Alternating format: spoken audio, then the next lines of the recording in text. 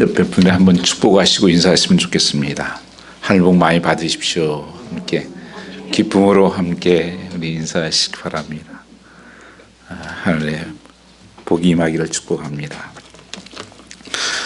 기도하겠습니다. 아버지 하나님 감사합니다. 오늘 또 복 주시는 주의 날 예배케 하시니 감사합니다. 기쁨으로 하나님을 예배하게 하여 주시고 하나님의 세미한 음성을 듣게 하옵소서. 오늘 또 하나님을 만나는 예배가 되기 원합니다. 다만 예수 그리스도만 바라보게 하시고 십자가만 자랑되게 하여 주시옵소서. 세상과 나는 간 곳 없고 오직 그리스도의 이름만이 이곳에 임하게 하옵소서. 감사하며 예수님 받들어 기도 올렸사옵나이다. 아멘. 오늘 하나님 말씀은 내가 부족함이 없으리라 하는 말씀으로 은혜를 나누고자 합니다. 인생의 욕구와 인생은 소원으로 가득 차 있다고 볼 수가 있습니다. 모든 인생의 모습이 아니겠습니까? 그런데 이런 소원과 욕구로 살아가는 인생이 어떻게 나는 더 이상 원함이 없습니다. 부족함이 없습니다. 이렇게 말할 수가 있겠냐 하는 것입니다. 이 부족함이 없어야 행복한 것이죠. 늘 부족하기 때문에 행복하지 않은 것입니다. 성경은 행복한 성도의 삶이 되기를 바라는 것입니다. 시편 23편에 그저 다윗은 여호와는 나의 목자시니 나는 부족함이 없다 이렇게 고백을 합니다. 굉장히 어려운 때의 한 고백이에요. 오늘 사도 바울도 빌보서 4장 18절 말씀에 보면 오늘 본문 말씀 중에 모든 것이 있고 내게는 풍부하다고 이렇게 말씀하고 있습니다. 내게는 모든 것이 있고 다 풍부한지라. 아니 바울의 모든 인간의 소원과 욕구가 성취되었기 때문에 그럴까요? 형편이 환경이 좋아서 그럴까요? 지금 사도 바울은 감옥에 있습니다. 로마 감옥에. 그런데도 모든 것이 다 있대요. 그리고 풍성하답니다. 행복하다 이겁니다. 어떻게 우리는 이런 고백을 할 수가 있을까? 나에게도 이런 고백이 될 수 있다면 나는 행복한 사람입니다. 그게 예수 믿는 사람이라는 것입니다. 우리가 이런 삶을 누리려면, 부족함이 없는 삶을 누리려면 첫 번째 자족할 줄 알아야 한다는 것입니다. 오늘 얼마나 자족함이 없는 불만의 인생을 살고 있습니까? 늘 우리의 갈등과 싸움은 뭡니까? 이게 없다. 이게 부족하다. 이게 약하다. 늘 무엇인가를 찾고 그 욕구를, 소원을 이루려고 하는 것입니다. 제이스 네만이라고 하는 분이 한 시를 썼습니다. 시의 제목은 현재 시제예요. 프레젠스 텐스. 봄의 계절, 나는 여름을 기다렸네. 그 따뜻한 햇살과 시원한 들녘을. 여름의 계절, 나는 가을을 기다렸네. 화려한 잎사귀들과 추락한 그 신선한 차가움을. 가을의 계절, 나는 겨울을 기다렸네. 아름다운 신눈, 그 연휴의 즐거움을. 겨울의 계절, 나는 봄을 기다렸네. 그 따뜻함, 그리고 자연의 눈부신 소생함을. 어린이의 계절, 나는 성인됨을 기다렸네. 그 자유함, 그 존경스러운 의젓함을. 20대 계절, 나는 30대를 기다렸네. 그 성숙함, 그 화려한 변신의 때를. 그러나 중년의 계절, 나는 오히려 20대를 동경했네. 그 푸른 젊음과 자유의 시대를. 은퇴의 계절, 나는 중년의 때를 오히려 동경했네. 그 정성어린 때 땀 흘려 생의 한계에 도전하던 그 시대를. 그러나 나는 이제 나의 생은 다하고 나는 결코 나의 원함을 얻지 못하였다네. 오늘 현재의 만족이 없어 부족함을 보기에 나는 행복하지 않은 삶을 살았었네. 인생은 무엇인가 날마다 채워지기를 원하는 소원이 있고 그런 어떤 소욕이 있고 그 가운데 채워질 수 없다는 것입니다. 그래서 아무리 목이 말라도 여러분 바닷물을 마시면 그 바닷물은 목을 갈증을 해결하는 것이 아니라 더 목마름을 주는 것입니다. 세상에 우리가 지난 시간에 봤던 말씀도 그렇죠. 그 한 여인이 그 목마름, 사랑의 목마름, 인생의 목마름, 그러나 세상이 주는 물을 마시면 더 목마르거니와 내가 주는 물을 마시면 영원히 목마르지 아니하리라 만족할 것을 말씀하십니다. 바로 예수 안에 있는 사람만이 이 고백을 할 수 있다는 것입니다. 빌립보 4장 11절 말씀을 보면 사도 바울은 평생 자신의 삶을 통해서 한 가지 중요한 배운 레슨이 있습니다. 그것은 자족의 교훈이라고 하는 것입니다. 자족한다면 더 원함이 없으므로 만족한 것입니다. 그러므로 나는 행복자라고 고백하는 것입니다. 사도 바울은 고린도서 말씀에 보시면 수만 매를 맞고 40대를 맞으면 죽는데 39대를 맞고 자지 못하고 먹지 못하고 잠자지 못하고 그 고통 가운데 있으면서도 그는 이런 고백을 합니다. 불행한 자 같으나 나는 행복한 자다. 없는 자 같으나 나는 있는 자다. 모든 사람을 오히려 부욕해 하는 자다. 행복한 자라고 고백을 하는 것입니다. 바로 이렇게 고백하는 사람만이 다윗이 시편 23편에 고백했던 것처럼 여호와는 나의 목자시니 나는 부족함이 없습니다. 이런 고백을 할 수 있고 이런 삶을 사는 삶이 참다운 예수 믿는 그리스도인이라고 하는 것입니다. 풍족한 상태에서나 빈철하고 굶주리고 궁핍한 상태에서 언제나 만족할 비결을 배웠다는 것입니다. 정말 그럴 수 있는 것입니까? 정말 그렇다면 우리가 겪는 모든 문제들, 대문제를 해결될 것입니다. 집 때문에, 차 때문에, 옷 때문에, 지위 때문에, 결혼 때문에, 직업 때문에 우리가 염려하고 갈등하고 좌절한 이유가 있지 않겠습니까? 그런 문제가 해결되지 않습니까?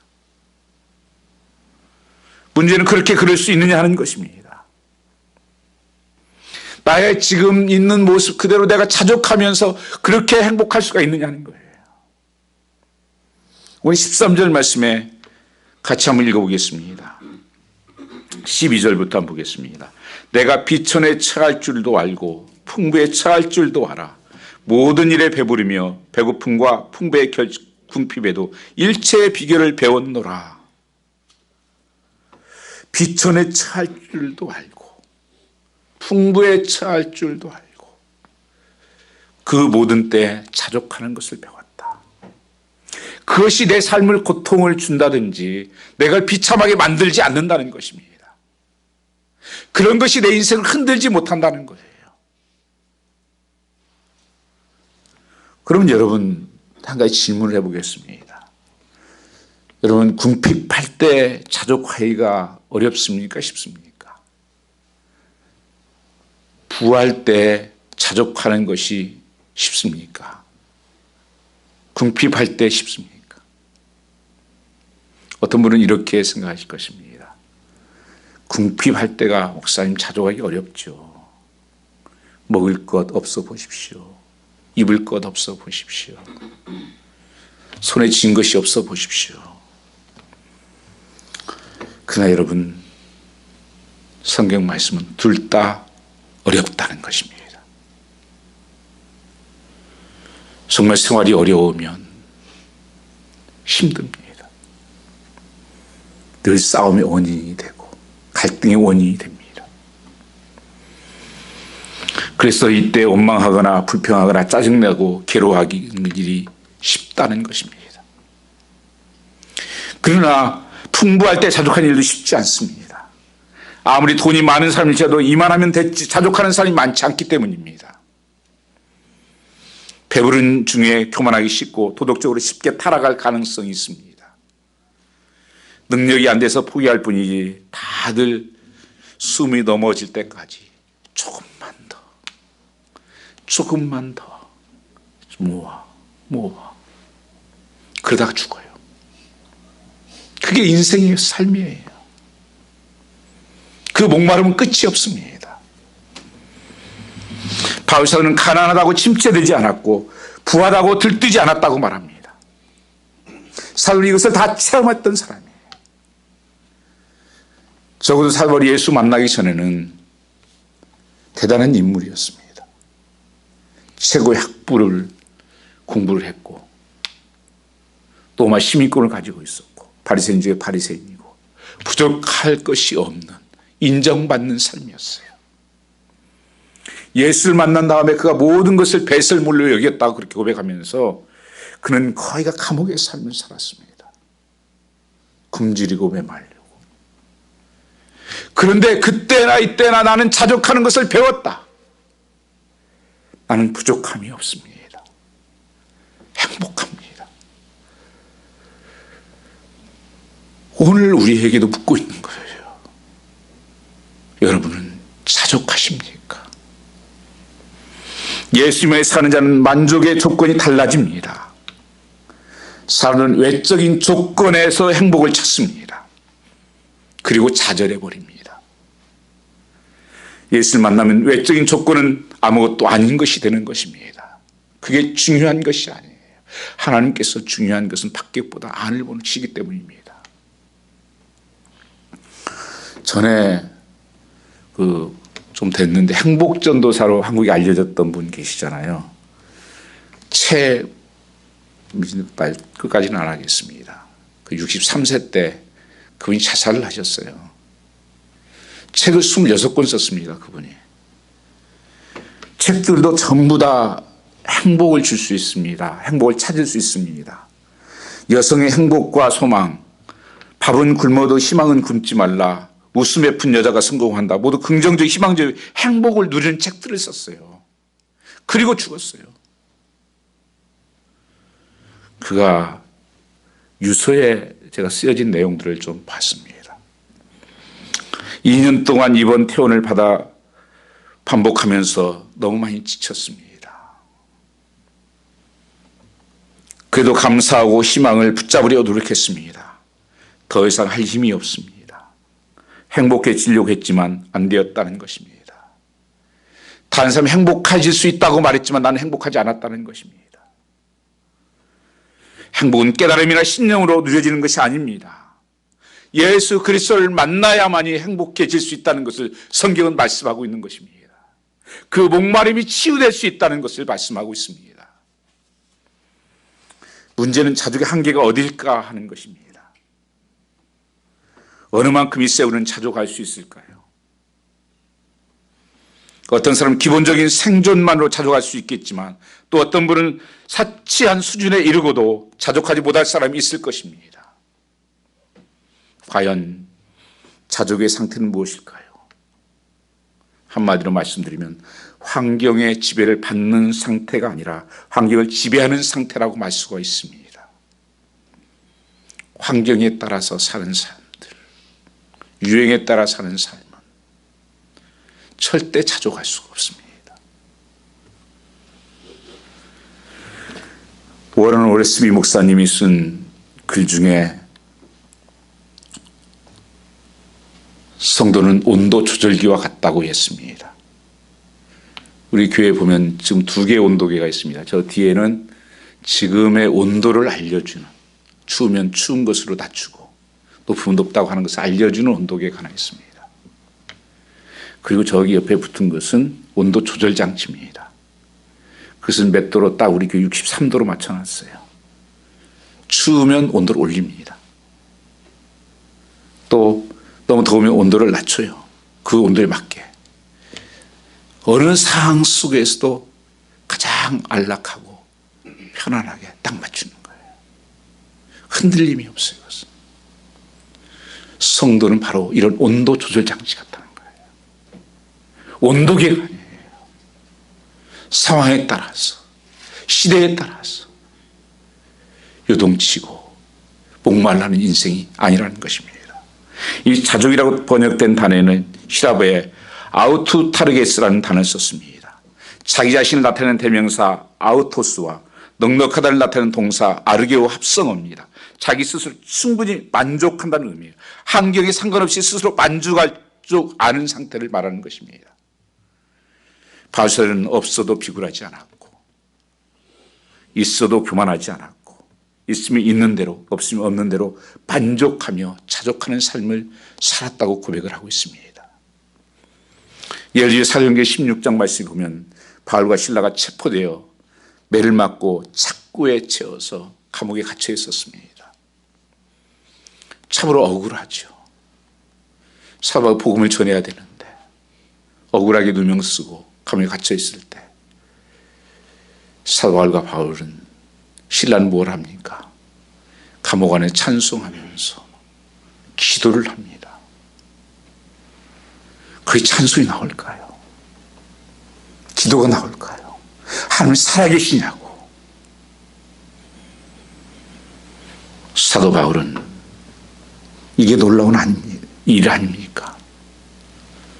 어떤 형편에서든지 자족하는 사람이었습니다. 어떤 사람은 아내가 잠이 너무 많아서 불만이었던 사람이 있었습니다. 아침에 일어나 따뜻한 밥을 얻어먹고 출근한 적이 한 번도 없었습니다. 잠이 많은 아내를 남편보다 항상 늦게 일어났습니다. 그러던 어느 날 이웃집에 사는 어느 부인이 불면증으로 병원으로 입원을 하더랍니다. 이것을 본 남편은 불면증보다는 잠 많은 편이 차라리 낫구나 하고 생각을 바꾸고 자족했다 그런 글을 읽었습니다. 이것이 바울이 12절에 고백하는 내용이 아닙니까? 나는 비천에 처할 줄도 알고 풍부에 처할 줄도 알고 모든 일에서 배부르고 배고픔과 풍부의 궁핍의 일체의 비결을 배웠노라. 그것이 내 인생을 흔들어 놓지 못한다. 내 행복을 뺏어갈 수가 없다. 어떻게 이런 고백을 할 수가 있을까요? 13절에 보면 나는 나에게 능력 주신 분 안에서 난 모든 것을 할 수 있습니다. 이 고백을 하고 있습니다. 내게 능력 주시는 자 안에서 내가 모든 것을 할 수 있느니라. 사도 바울이 이 말씀을 굉장히 즐겼습니다. 뭐예요? 예수 안에서 가능하기 때문입니다. 예수 안에서 이길 수 있기 때문입니다. 난 예수가 함께 하시기 때문에 그렇습니다. 여기에 보면 능력 주시는 자 안에서 내가 어디에 있냐 지금. 난 감옥에 있지 않다. 어디에 있다고요? 예수 안에 있다. 그건 천국이죠. 찬송가 495장에도 내 주 예수 모신 곳이 그 어디나 천국이다. 거기 빌립보서 4장 한번 보시기 바랍니다. 4장 4절 말씀을 보면 주 안에 항상 기뻐하라. 내가 다시 말하노니 기뻐하라. 이 감옥에 있잖아요 지금요. 근데 감옥에 있다고 말하지 않고 주 안에 있다는 거예요. 그러니까 사도 바울의 이 만족은 어디에 있었냐면 다른 조건이 예적인 것이 있지 않았어요. 예수님이 내 안에, 내가 주님 안에 함께 있다. 주님이. 그러면 된 거라는 거예요. 그분이 나의 능력이기 때문에. 10절 말씀도 한번 보시기 바랍니다. 오늘 보면 10절에도 내가 주 안에서 크게 기뻐하면 이 상황에서 무엇이 기쁘게 하냐 이거예요. 자기 자신을. 감옥에서 매 맞고 탄 사람 보면 다 불쌍한 인간이라고 그러는데 나는 기쁘대요. 크게 기뻐했다는 거예요. 예수가 내 안에 계시면 천국인데 그리고 예수님이 나의 모든 것이 되시는데 그분이 나의 목자가 되시는데 양은 목자만 있으면 되는 거예요. 그래서 다윗은 부족함이 없다고 고백하는 거예요. 양은 가장 약한 동물입니다. 아무 무기가 없어요. 근데 목자가 옆에 있으면 지켜주고 천장 물걸 인도하시고 푸른 초장으로 먹이시고 그분이 다 인도하시기 때문에 나는 그분만 따라가면 되지. 그분 바라보면 되지. 그래서 부족함이 없다. 이런 고백에 찬양을 하는 것입니다.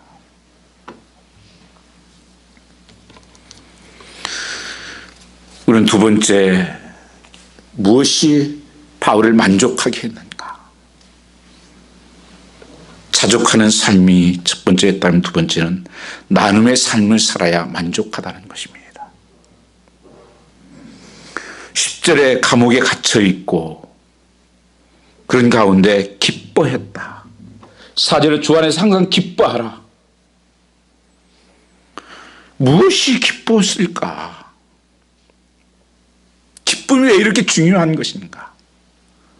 여러분, 신앙생활에서 예수 믿는 증거를 대라고 하면 여러분 무엇을 증거로 댈 수가 있습니까? 교회 나다 왔어. 그 증거는 충분하지 못합니다. 기쁨이 있는 거예요. 이게 성도의 시금석이에요. 내 삶에 지금 기쁨이 있는가?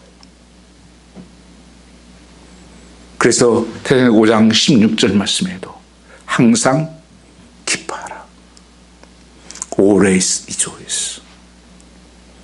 불가능하잖아요. 감옥에서 어떻게 기뻐해요?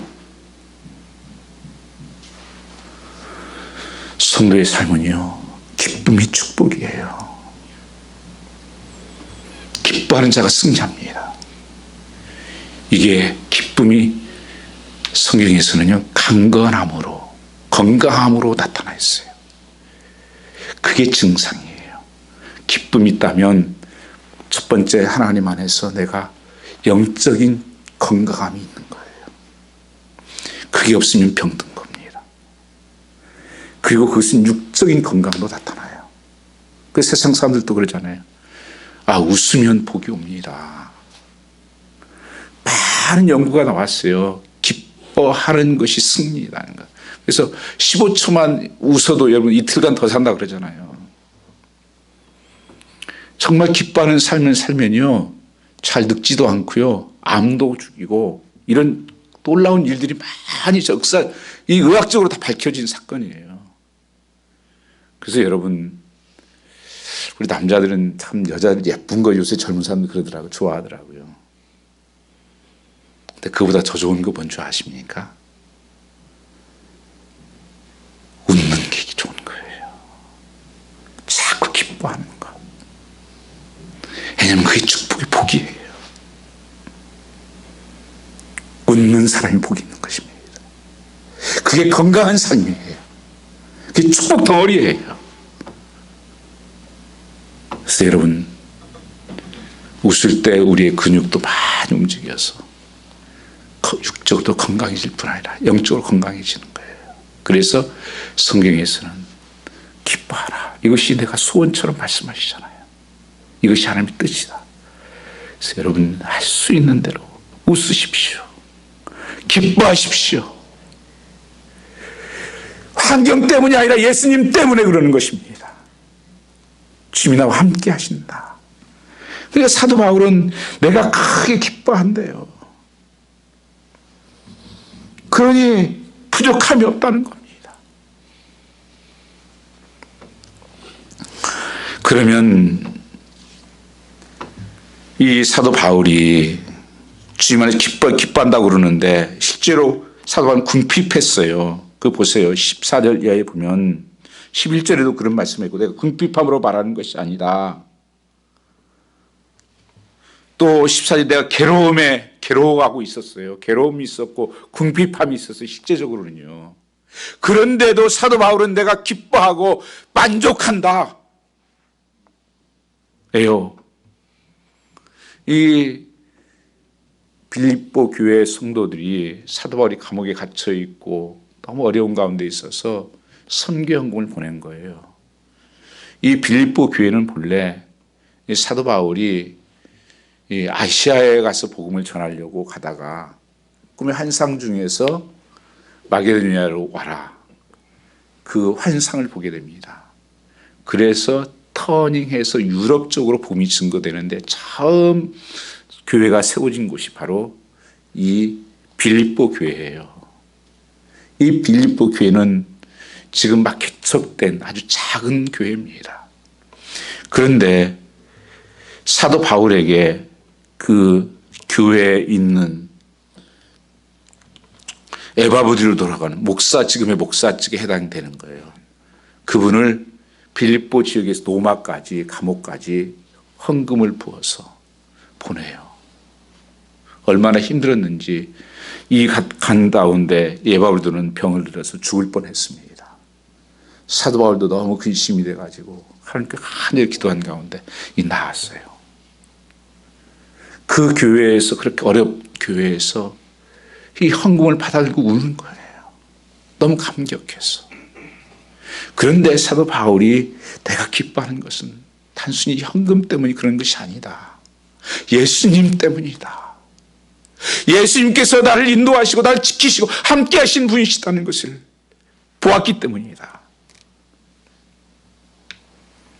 그래서 사도 바울은 어떤 처지에서도 만족하는 배우를 배웠기 때문에 주님 안에서 기쁨의 삶을 살았다는 것입니다. 여러분, 아무리 많은 물질을 소유한다고 해도 그가 계속 탐욕에서 자유하지 못하고 나눌 것이 없다면 그는 부족한 인생입니다. 그러나 우리가 비록 적은 물질을 소유해도 나눌 것이 있다면 이 사람은 부족함이 없는 인생이겠죠. 그래서 스포츠 목사님이 그런 얘기를 했습니다. 지갑이 거듭나야 진짜 거듭난 것이다. 지갑이 있는 것이 내 것이 아니다. 주님이 맡겨주신 것이다.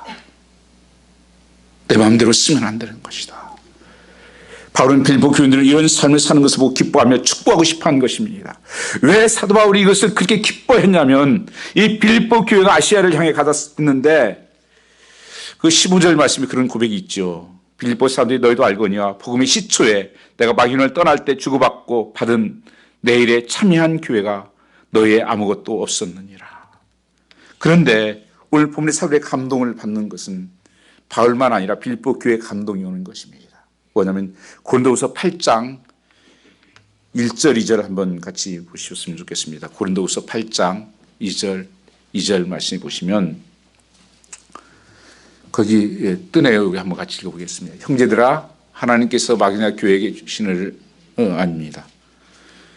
여기에 하나님께서 주신 은혜를 여러분에게 알리려고 합니다. 2절 같이 읽겠습니다. 환난의 많은 시련 가운데서 그들의 넘치는 기쁨과 극심의 가난이 그들의 풍성한 연보를 넘치게 하도록 하였느니라. 지금 이 빌립보가 교회가 성경금을 보냈는데 사도 바울이 정말 감격이 되던 것은 2절 말씀이 오늘이요. 그걸 끄셨어요? 거기에 보면 그 교회가 어떤 상태라는 겁니까? 큰 환난을 당했고 많은 시련 가운데 있고 그런데도 넘치는 기쁨이 극심한 가난이 그들의 풍성한 연보를 넘치게 했다는 거예요. 있어가지고 넉넉해가지고 성경 헌금을 한 것이 아니고 큰 환난과 그런 가난과 고통 가운데서 사도 바울에게 이 성경 헌금을 보냈는데 이것이 하나님을 기쁘시게 한 것이라는 것입니다.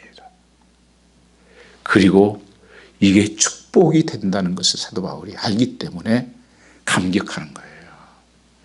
사도 바울이 내가 얼마나 받아서 그런 것이 아니라는 것을 말씀하고 있어요. 내게 모든 것이 있고 풍족한지라. 그런데 이런 받으실 만한 향기로운 재물이 하나님을 기쁘시게 한 것이다. 하나님을 섬긴 것이 되고 하나님을 기쁘게 한 것이 됐다고 하는 것을 말씀하는 것입니다. 마태복음 6장에 보면 33절 이하에 보면 너희는 먼저 그 나라와 그 의를 구하라. 그리하면 이 모든 것을 더하여 주시리라. Seeking first kingdom of God. 먼저 하나님의 나라와 그 뜻을 이루어가는 이 복음 사역에 너희가 함께 동참하고 참여한 것이 하나님이 잘한 일이고 그게 하나님이 기뻐 받으실 향기로운 재물인데 너희를 하나님께서 그 일을 통해서 19절 같이 읽어보겠습니다. 나의 하나님이 그리스도 예수 안에서 영광 가운데 그 풍성한 대로 너희 모든 것을 채우시리라. 이게 복의 축복이에요. 여러분, 하나님은요, 가지고 있는 것 별로 관심이 없어요. 여러분이요, 얼마나 가지고 있는 것 별로 관심이 없습니다. 왜냐하면 그게 복이 안 되기 때문에 그래요. 다른 사람들이 얼마나 가지고 있는 거 가지고 그래요. 그게 불쌍한 거예요. 얼마나 썼냐 이거예요. 어떻게 썼냐 이거예요. 쓴 것만 카운트합니다. 예수의 이름으로 물 한 젖 대접한 것도 주님께서 기억하시고 상급을 주시겠다고 말씀하지 않습니까? 오늘 이렇게 드리는 것이, 어려운 가운데 드린 것이 향기로운 제물이 하나님을 기쁘시게 한 것이고, 너를 풍성한 대로 너희 모든 쓸 것을 채워주시는 이 약속이에요. 이게 성도의 비밀입니다. 그래서 교회도 절대 교회가 자꾸 쌓아놓는 것은 좋지 않은 겁니다. 교회는 자꾸 써야 되는 거예요.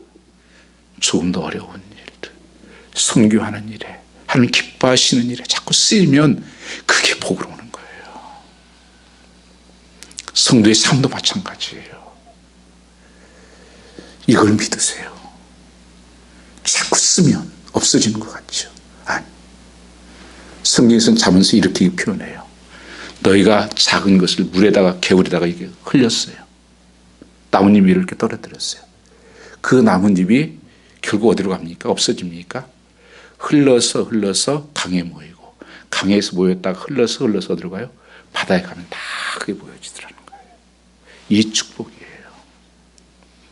그래서 우리 삶 속에 하나님께서 내가 헌신한 것들, 수고한 것들, 희생한 것들, 드려졌던 모든 예물들, 하나님께서 축복해 주시려고 하나님께서 우리에게 요구하시는 것이지, 여러분 뺏어가려고 하는 것이야. 사도 바울이 이 고백을 하고 있는 거예요. 너희가 이 헌금 때문에 내가 기뻐하는 거 아니다. 그리고 너희가 받을 축복을 생각하니까, 정말 하나님이 기쁘신 일을 하는 거 보니까 나는 너무 행복하고 감격이 된다. 그래서 빌립보 교회가 이 보내준 헌금을 받아 사도 바울이 어떻겠습니까? 환난을 당했고 극히 가난했었고 벽에 중심을 행복했단 말입니다. 만족했단 말이에요. 기쁨이 있었단 말이에요. 이게 참된 기쁨이에요. 주는 자에게 기쁨이 있습니다. 자꾸 여러분들은 가지고 있는 것이 기쁨으로 생각을 해요. 아니요. 절대 그것은 기쁨 주지 않아요. 두려움을 주지. 베푼 거지. 복음을 베풀고 내가 가지고 있는 거 나누는 삶이, 그게 기쁨입니다. 그게 축복이 되는 거예요. 그게 돌아오게 돼 있습니다.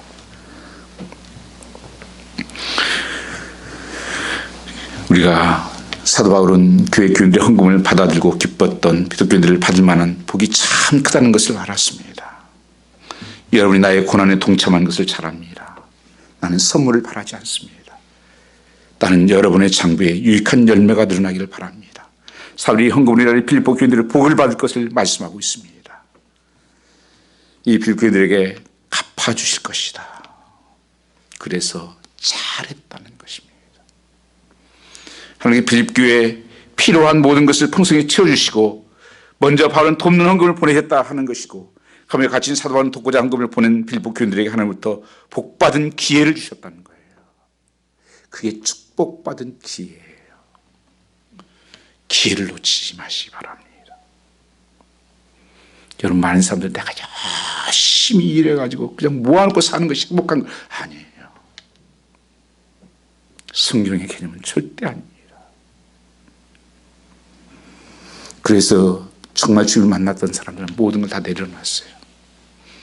초대교회 보면 집을 내려놓고 어려운 사람과 나누고, 그런데 하나님 넘치게 채워주시죠. 복이에요, 복. 저는 미국이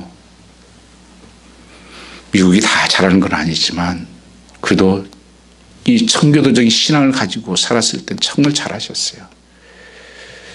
세계에 여러분, 미국이 베푼 것은요 말할 수가 없습니다. 우리 한국도 마찬가지예요. 그게 정부에서 온 것보다도요, 미국은 도네이션이에요.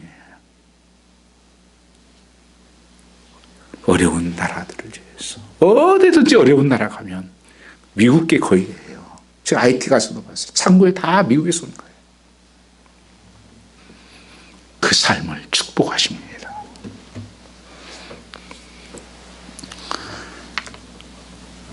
우리는 이 풍성케 채우시는 데 조건이 두 가지가 있습니다. 첫 번째는 그리스도 예수 안에 있어야 한다. 거듭난 백성이 되어야 된다. 정말 하나님 믿는 백성이 되어야 된다는 거예요. 첫 번째는. 두 번째는 나눔의 삶을 살라는 것입니다. 그의 삶 부족함이 없도록 책임져 주시겠다 하는 것이 약속이에요. 잠언 19장 17절 말씀을 보십시오. 가난한 자를 불쌍히 여기는 것은 여호와께 꾸이는 것이니 그 선행을 갚아주시라고 약속하고 있는 거예요. 하나님의 약속은 변함없이 이루어집니다. 하나님께서는 가난한 자에게 나눠주는 것을 그에게 빚진 것으로 여기고 축복하시겠다는 것입니다. 마태복음 6장 31절 말씀, 너희는 먼저 그 나라와 그러면 너의 일상과 너의 필요한 있어야 할 것을 책임져 주시겠다는 거예요. 여러분, 우리 인생은 하나님이 책임지셔야 돼요. 내가 책임지려고 하니까 힘든 거예요. 내가 지키려고 하니까 힘든 거예요. 하나님이 지켜주셔야 되는 거예요. 하나님께 쌓아야죠. 여러분도 이런 기회를 붙잡으시길 바랍니다. 교회에서 또는 선교원금, 건축원금, 기도원, 오병이어, 감사원금, 11조원금, 이런 것이 지금 할 수 있는 기회예요. 축복의 시간이에요, 여러분요. 여러분, 비록 우리의 삶이 힘들고 어려워도 하나님 나라의 선교를 위해서 기도하고 하나님 나라를 세우는 일에 후한 일을 소홀히 해서는 안 되는 것입니다. 빌보교는 자신들도 어려우면서도 지속적으로 바울 선교를 돕고 혼했습니다. 이것이 향기로운 제물이 되고 하나님 기쁘시게 하는 것이었습니다. 왜냐하면 이것은 하나님의 씨앗이기 때문에 그래요. 농부들은 절대요, 먹을 게 없어도 씨앗을 먹지 않아요. 그 다음에 심어야 되니까. 고린도후서 9장 10절 말씀에 헌금은 축복의 씨를 심는 것이라고 했습니다. 심는 자에게 씨와 먹을 것을 양식을 주시니가 너희가 심을 것을 주사 풍성하게 하시고 너의 의의 열매를 맺히게 하시니라. 축복의 씨도 심지 않으면 미래는 절망적인 것입니다. 오늘 마지막 찬송을 불렀던 찬송 384장 부를 찬송이 있죠. 나의 갈 길 다 가도록. 이 찬송을 쓴 사람은 파니 크로스비입니다. 이분 눈이 먼 분이에요. 근데 이분이 꼭 그때 오불이 필요했어요. 오불. 그래서 하나님께 간절히 기도했습니다. 우리도 때로는 단돈 1불이 필요할 때가 있었죠. 그런데 찬송 쓰고 간절히 기도하고 찬송 시를 쓰려고 하는데 누가 문을 뚝뚝 두드려요. 그때 크루스비는 언제나 그렇게 인사합니다. 크루스비는 하나님께서 당신의 영혼을 축복하시길 원합니다. 늘 만나면 이분은 레파토리가 똑같아요. 당신의 영혼을 하나님 축복하시기 원합니다. 그래서 악수를 하면서 손에다가 딱 주어지고 그냥 가더라는 거예요. 딱 5불이 있더라는 거예요. 그래서 이 시를 쓰게 됐어요. 그러면서 그 삶을 뒤돌아보니 하나님이 언제나 정확하게 일하시고 계시구나. 나의 모든 필요한 것들을 항상 채워주셨구나. 이 섬세하신 하나님, 이렇게 정확하신 하나님, 그 하나님 믿지 못한다면서 이 펜을 들어 써내려간 내용 찬송가 바로 이 절입니다. 나의 갈 길 다 가도록 예수 인도하시니 내 주 안에 궁일이 어찌 의심하리요. 무슨 일을 만나든지 만사 형통하리로다. 무슨 일을 만나든지 만사 형통하리로다. 하나님께 구하면 그런 성도를 하나님께서 불쌍히 여기시고 채우시는 것입니다. 제가 직장 생활을 그만두고 신학교를 가니까 매우 생활이 어려워졌습니다. 사람이 600불을 줬어요. 2집4집을 했어야 됐습니다. 월요일날 갔다가 제가 금요일날 학교에서 올라와 오후에요. 한 3시간씩 운전하고 가서. 그런 가운데 경제적으로도 어려웠고 또 아이를 이렇게 가졌는데 정말 그래도 나 있을 때 다 했잖아요. 그 월요일 새벽에 갔다 금요일 오후에 오니까 찬스가 토요일 아니면 없어요. 그 자동차를 목사님이 타시다가 저에게 이제 다 바꿀 때가 돼서 바꾸시면서 저를 주신 거예요. 그 차가 옛날 카브레타식 아시죠? 그 가스 카브레타식 열고 계속 차가 쓰고 이게 고장이 나는 차예요. 어떤 때는 높은 다리 올라가 거기서도 서온 적도 있고, 그 차 신혼여행 갔다가 다 정비해 가지고 왔는데 신혼여행 가서도 서가지고 한나절 그거 고치러 다닌 적도 있고, 학교 가다가 시험 날인데도 서가지고 시험 못 본 때도 있고, 굉장히 그런 차였어요. 근데 화요일 날이 저녁이 우리 기도 시간이 학생들이요. 수요일 날 수업이 없어요. 공부하라고. 화요일 날 저녁에 그렇게까지 모여서 오는 학생들이 다 어려우니까 학생들이 정말 하나님께 부르짖고 기도합니다. 저도 그 몇 가지를 기도했던 생각이 갑자기 나더라고. 어제 보면 하나님, 아이들 저 있을 때 낳게 해주세요. 근데 여러분 기가 막히죠. 금요일 날 저녁 아니면 토요일 날 둘 다 낳았어요. 확률적으로 보면 안 되잖아요. 경제적으로 매우 어려웠어요. 학생들이 돈이 없는데도 저를 도왔어요. 제 사물함 이렇게 우편함에 가보면 항상 봉투들이 있어요. 목사님 뭐 하는 데 써요? 꼭 필요할 때 하나님께서 주셨어요. 또 교회 가면 큰 구제함 통이 있었어요. 거기에 어떤 분 집사님들이 뭐 책 사보세요 뭐 하면서, 근데 정말 그것들이 다 채워지더라고요. 이렇게 하나님께서. 자동차가 하나님, 늘 자동차 출발할 때 가장 간절한 기도가 하나님 고장나지 않고 쓰지 않고 잘 가게 해주세요. 그게 간절한 기도였어요. 어떻게 알았는지 권사님이 교인들 몇 분, 그 교회 산 게 아니고 교회 집사님하고 장로님 몇 분 해가지고 세차를 해주신 거예요. 아스로베안이라고. 전도사에게 세차를 누가 해줘요? 하나님이 하신 거죠. 그래서 개척하려고 할 때 교회에서 세차를 제가 바꿔주겠다고 그러시더라고요.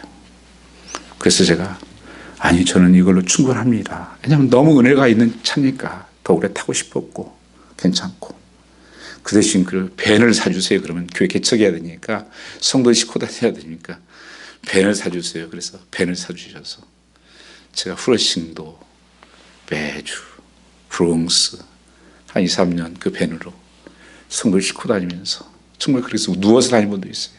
아프셔가지고. 지나온 것들 하나님께서 얼마나 섬세하게 인도하시고 지켜주시는지. 우리 아이들 한 번도 저희는 제대로 키우지를 못했습니다.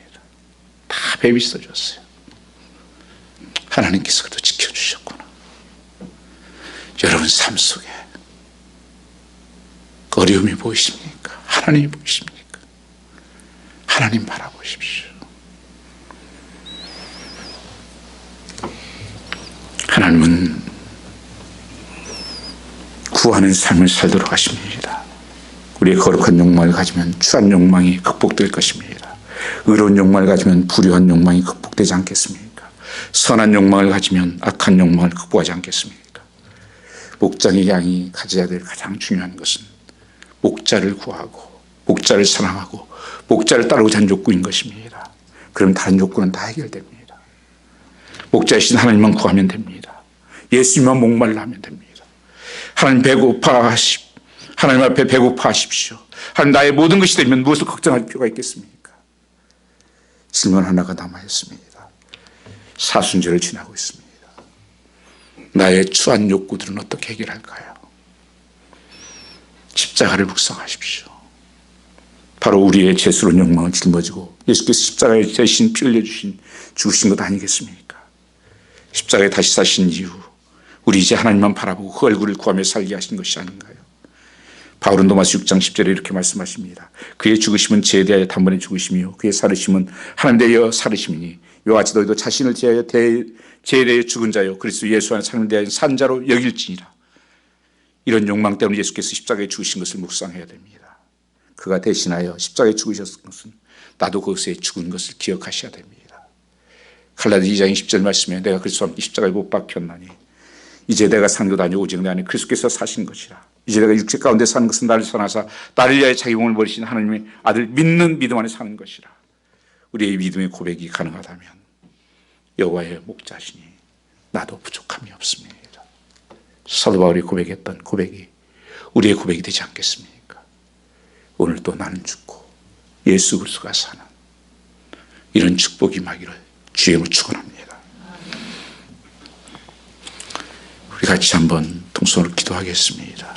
이 말씀을 기억하시면서 한 말씀이라도 붙드십시오. 내게 하나님이 하신 말씀이 무엇인가?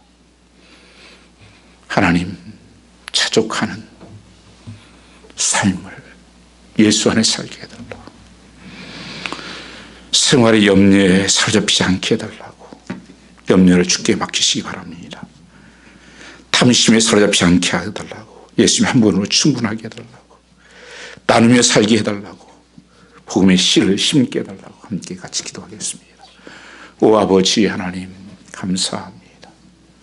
오늘도 우리 살아가는 삶 속에 여러 가지 생활의 염려와 늘 무엇인가의 부족함으로 말미암아서 불행하다고 행복하지 않다고 고백되어지는 우리의 삶을 용서하여 주시옵소서. 아직도 우리의 욕심과 세상의 소원들을 가지고 살아서 만족함이 없는 늘 부족한 가운데 사는 고백되어지는 우리 삶을 하나님 불쌍히 여겨주시고 모든 염려, 모든 두려움, 시간 죽게 맡기게 하여 주시고 예수 안에 거하게 하여 주시옵소서. 탐심에 사로잡히지 않게 하여 주시옵소서. 예수님으로 내가 만족하고 예수님으로 충분하고 그분이 나의 목자시라면 그가 나를 푸른 초장으로 인도하실 것이고 먹을 것을 주시며 지켜주시며 인도하실 것이라고 믿는다면 우리는 그분을 바라보고 그분을 따라가고 그분과 함께하는 삶을 살아갈 수 있도록 축복하여 주시옵소서. 하늘문이 열리는 축복이 임하여 주셔서 성도의 삶에 그 하나님의 풍성함으로 채워주시옵고 그 수고와 눈물과 헌신들을 받아주시옵소서. 홀로 영광 받아 주시옵소서 믿사옵고 예수님 받들어 감사하며 기도 올려 싸움나이다. 아멘.